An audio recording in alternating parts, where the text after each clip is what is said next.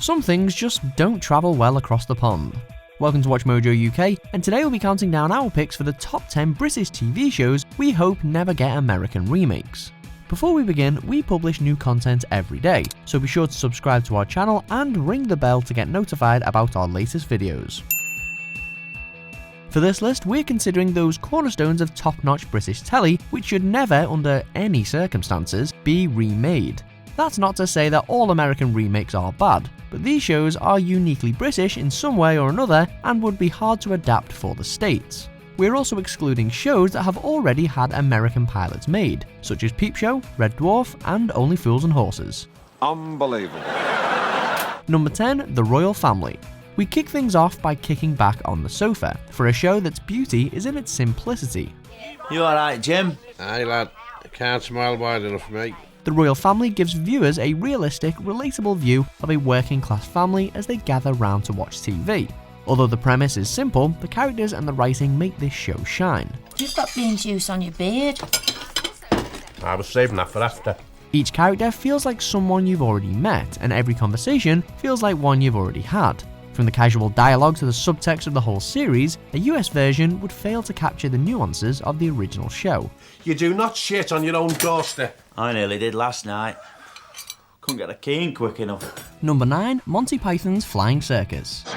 This sounds like a job for bicycle repairman, but how to change without revealing my secret identity? Nobody expects the Spanish Inquisition, and nobody wants a US rehash of this classic. Obviously, a true remake could never actually happen, but it's almost surprising that some sort of spin-off show inspired by the original has never actually materialised, given the global popularity of the feature films. But swap John Cleese, Michael Palin and co. for an American troupe trying their best to imitate the absurdist brand of British humour, and it'd almost definitely fail to translate stateside. Oh, it makes me mad. Less a dead parrot and more the proverbial dead duck. Let's move on. Truth!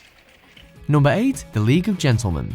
Following the lives of the citizens who inhabit the fictional town of Royston Vasey, this comedy series is darkly hilarious. Don't touch the things!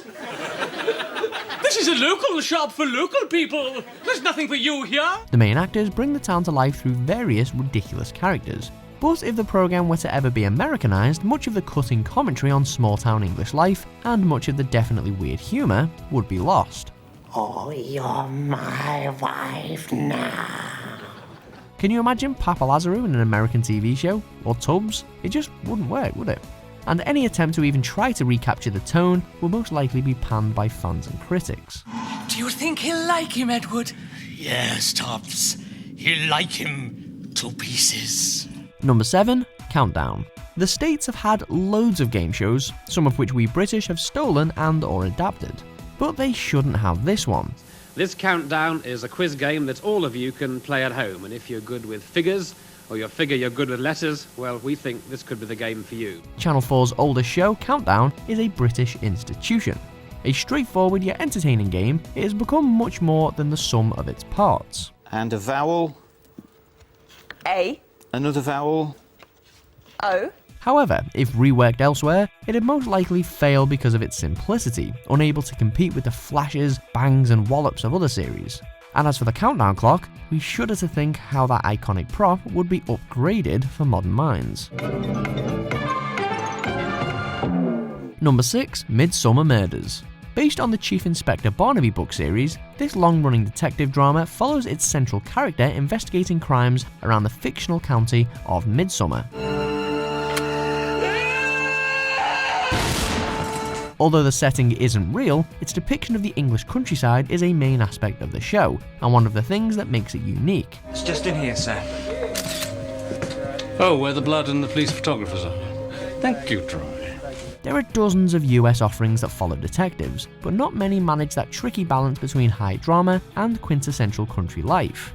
Law & Order, this most definitely is not, and the less said about the hypothetical CSI Midsomer, the better.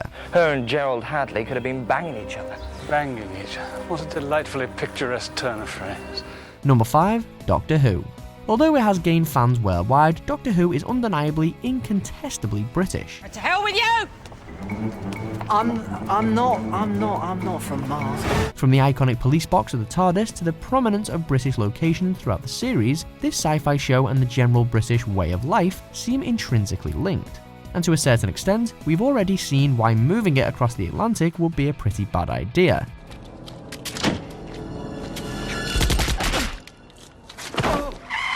The 1996 TV movie with Paul McGann was a US-Canadian-British co-production, but it's rarely regarded with much fondness, and did precious little to revive the series at that time.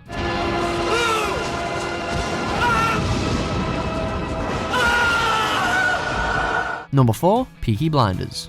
Cillian Murphy's iconic turn as gangster Tommy Shelby is placed in the backdrop of 1920s Birmingham and feels about as British as a TV drama can possibly be. The only difference between you and me, Freddie, is that sometimes my horses stand a chance of winning. We've seen and enjoyed hundreds of gangster films from America, but Peaky Blinders sets itself apart by placing hard-as-nails characters in a setting that audiences aren't perhaps used to, and by portraying them in a truly realistic way. I imagine being shot by a woman hurts the same as being shot by a man. A US remake would inevitably have to change the setting to a stateside location, and this would not only take away one of the show's main drawing points, but also its unique feeling. I'll have it picked up. By who? By the police, pal. This is our city. Number 3. The Crystal Maze. There's no other game show like this one. Hello, I'm Ed, and this is the Crystal Maze. Recently returning to UK television, the Crystal Maze challenges its players in 4 different ways for each and every minigame. An undisputed cult classic, it's not so much that America couldn't remake the series, it's just that they couldn't possibly have half as much fun doing it. That's new contestants flying in. The programme's hosts and contestants are very self-aware, and the fun comes from failing the challenges as much as winning them. The whole thing is self-deprecation at its very best. Never taking itself too seriously, the Britishness is especially strong here. Join me for the mental game. Follow me and stop. There we go. Number 2. I'm Alan Partridge. Steve Coogan's painfully funny portrayal of Alan Partridge has become an icon of British pop culture. Hello, Alan. Oh. Hello, Tell me your name! Outrageous yet realistic, the Norwich radio host is a character that just couldn't be done properly by anyone other than Coogan. A remade version of this show would surely struggle to bring the awkward confidence and the lovable unlikability of its main character to life in the same way. Sunday, bloody Sunday. What a great... Really encapsulates the frustration of a Sunday, doesn't it? Whether it's critiquing an English breakfast or desperately failing to be stereotypically masculine, there's only one Alan. Except no imitations. Little pierce my foot on the spine! Number 1. Blackadder. Through 4 series, Blackadder took audiences across 4 different historical eras with predominantly the same cast. Edmund, you didn't tell me we were expecting guests. And such a pretty one, too. Oh, God. As such, it became a sitcom set apart from the rest. A brilliant example of the dry, ironic humour that has become synonymous with the UK, it is hard to imagine an American version doing the original justice. We've been sitting here since Christmas 1914, during which millions of men have died, and we've advanced no further than an asthmatic ant with some heavy shopping. True, it might be interesting to employ the same idea against US history, but this feels like another classic that really shouldn't be remade. Any attempt to do so would struggle to strike the balance between chaotic hilarity and cutting poignancy. It would not be a cunning plan at all. Baldrick, I would like to say how much I will miss your honest and friendly companionship. Oh, thank you, Mr. B. But as we both know, it would be an utter lie. Do you agree with our picks? Check out these other great clips from WatchMojo UK, and be sure to subscribe and ring the bell to be notified about our latest videos.